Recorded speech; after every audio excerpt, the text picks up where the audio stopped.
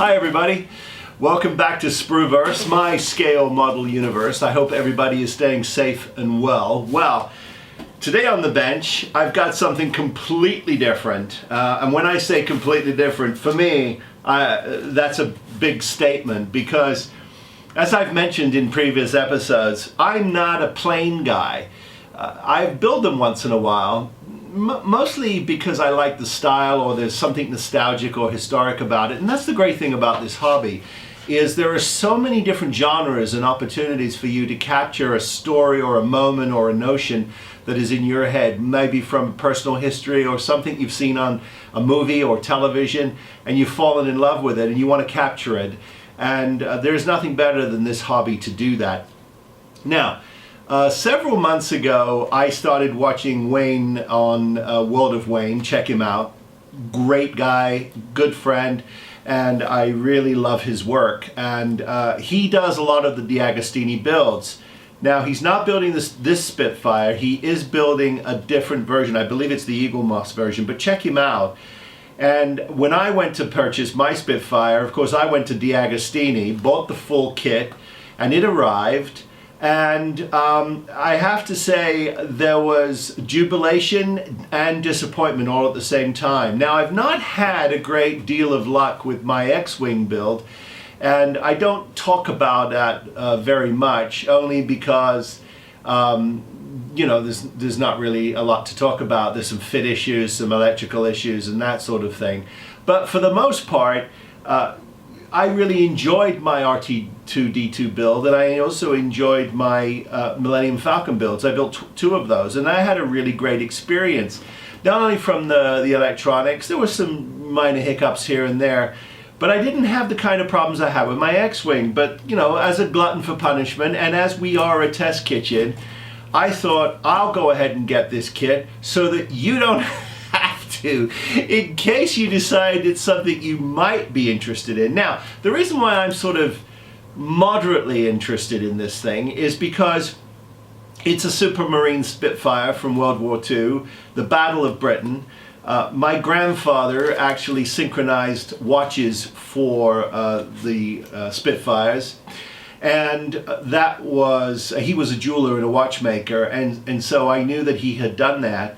And of course my mother, who was 12 years old when the World War broke out. So I, as a young guy, got a lot of stories about the war. But this particular plane is iconic. And so I thought, let's go ahead and try to build this. Now, a couple of mistakes that I made, and that's probably because I didn't do my homework. This kit doesn't come pre-painted the way all of the other DeAgostini kits do. This is actually more along the lines of the Victory, really, where it has a lot of wooden construction. The frame is a wooden construction, and there's a lot of metal parts as well. And so it is a combination of those things, but the finish itself is actually aluminum. And you are supposed to put the rivet holes in it, and they do give you a tool to do that.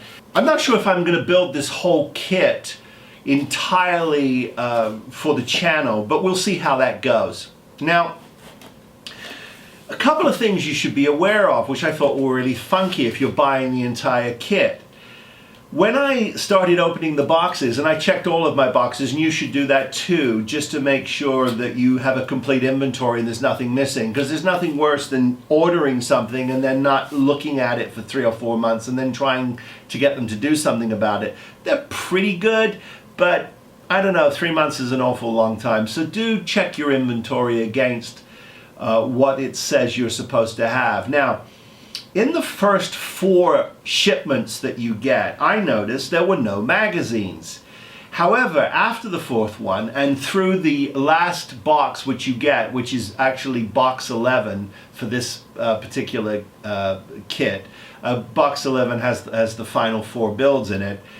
Every one of those boxes had magazines in them. Now, I like the magazines because it's great to have it in front of you. The first 4 boxes of this particular build kit didn't have them. Now, when you go and call DeAgostini for us in the US, we get very nice operators in Canada.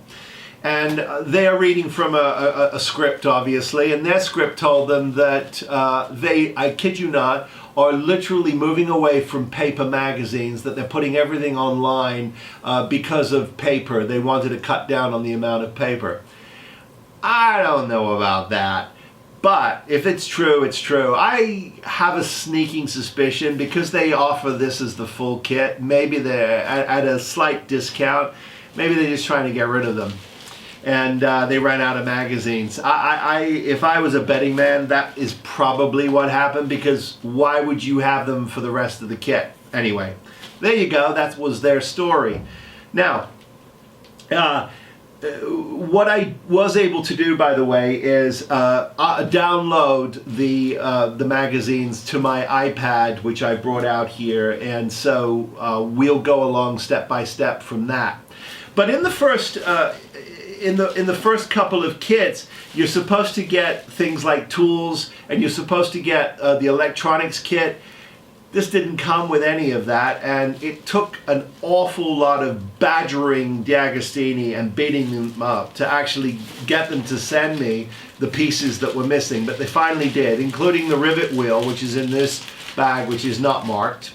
And they also sent me the electronics in a separate box with no explanation, and didn't even tell me they were coming, but they did it, and that was, I'm glad that they did. So the funny thing about that, of course, is you don't really know what goes with what. I'm suspicious, because I can see this, and this is how it came. I've not opened it, guys, or touched anything. It was just all falling apart like this. You can see this on the camera. It was just literally everything was out of its place.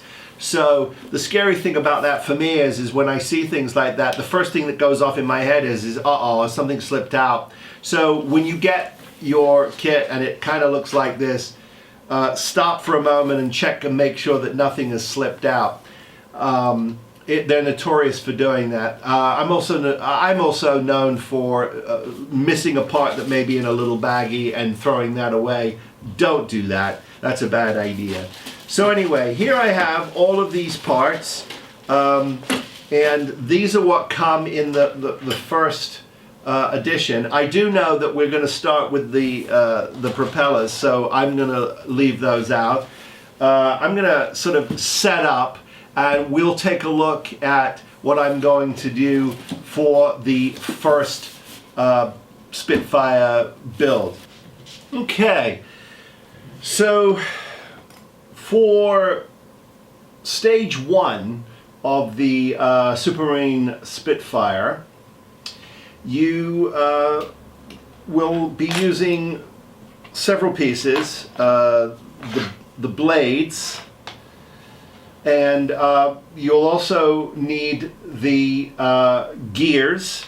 They give you 3 gears. They supply you 3 gears.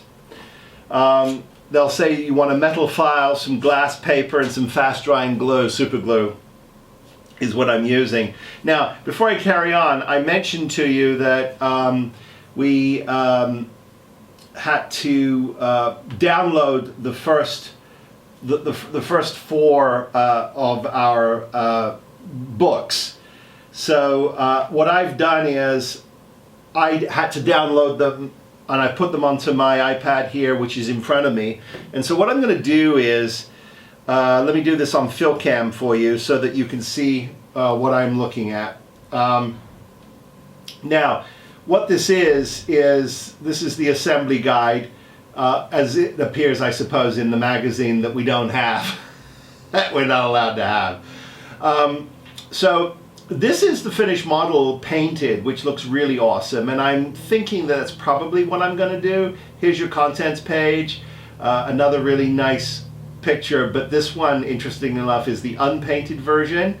And so if you wanted it unpainted, I think it's a really decent looking model. And it tells you a little bit about the Supermarine MKVB. It'll come ultimately with a stand. It gives you a lot of interesting details about how it's going to have electrics in it, and a bunch of other really important information. So please make sure you read all the instructions carefully. It's well worth it.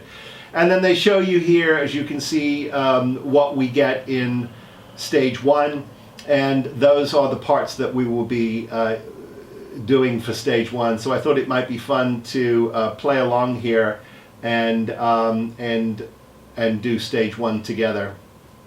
So the first thing it asks you to do, interestingly enough, is with a metal file, it says smooth any uneven surfaces on the edges of the propeller. Now, I'm looking at my propellers, and they're perfectly smooth. Perfectly smooth. There's no edges, there's no gouges, there's nothing. So I'm not entirely sure.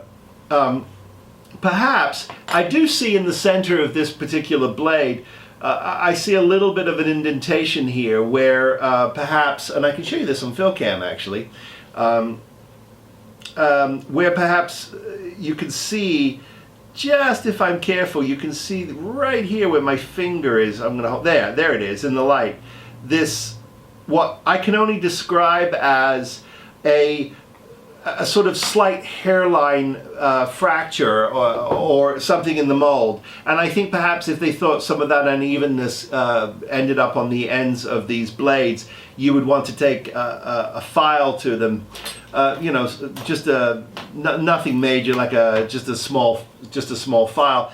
But I'm actually using just my little handy dandy gator sander with 220 grit on it. And I've just gone along and I'm trying to keep the polish lines, or I should say the sanding lines, in one direction, so that when I go to paint this, I have a better sort of grain structure. But the thing of it is with these props, you know, they were meant to look worn. They were very heavily used planes. These were not perfect. This isn't something, I don't want to build this as if it just came off the assembly line. I'm going to get some weathering on this. I'm going to make this look like it's being used. I think that's probably for me personally, the best way to display this. But anyway, what I've done here, and again I'm doing it on you know, live for you guys, is giving this making this nice and smooth, and it feels really smooth to the touch. And I'm going to go ahead and do these for you. Now, the wonderful thing about this is my family are from England. I was actually born in England myself. Didn't come to the States until '72, but my formative years were spent in England, and there was a lot of remnants of the war, and then when I was a young boy, kids used to bring medals to school to show you, either from their family or they were collecting them. There was still a big interest in World War II memorabilia and those sorts of things, and there were these they called them surplus stores, army surplus stores, and they would sell all kinds of things left over from the war. Gas mask bags you could use as a regular bag, coats, jackets, shirts, anything that was left over that was no longer needed. They were sold off to surplus stores, and my family actually, one of my cousins actually owned one of those in London for many years. And it was a really good business because a lot of that stuff was easily gettable. It wore very, very well. It was made of really good stuff, obviously, because it was given to soldiers, and it lasted. So for a long, long time, those kinds of stores really, really were popular, and so the sort of nostalgic beat for World War II continues, and even up to this day, when my son, when he was in high school, started to become really interested in World War II, and his grandmother regales him of all kinds of wonderful stories about the war. My father, who passed away in '15, he was actually drafted into the King's Royal Rifles. He was 19 when that happened. He was born in '25, and so he fought with that particular unit, and that unit saw some heavy fighting towards the end of the war. My father didn't quite make that because he was drafted so late. I guess from that perspective, you can count your lucky stars. But anyway, these are perfectly smooth, very clean, and you can see they've shined up really well. And so that is step 2. In step 3, they're going to ask you to actually glue these gears onto these blades. And the way they want you to do it is they just want you to put a little dab of glue around the very edge of the join. They don't want it actually inside. They want it on the edge. So that's what we'll do here. We'll get a little dab of glue, and when you're dealing with CA glue, one of the things that I learned is patience, patience, patience, because this stuff will break your heart. It just doesn't care, and it'll get all over the place. It'll get all over your skin.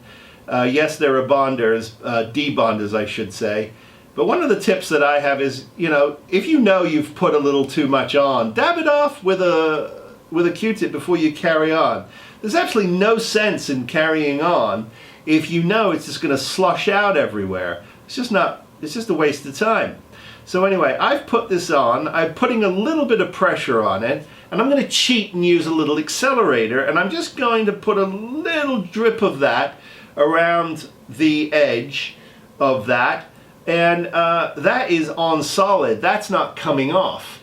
And I have to say, it's a really well machined piece, and it's quite substantial. So it wants you to do all 3 of these, and that's what we'll do. And that ultimately will take us to stage 5. So let me just do these quickly.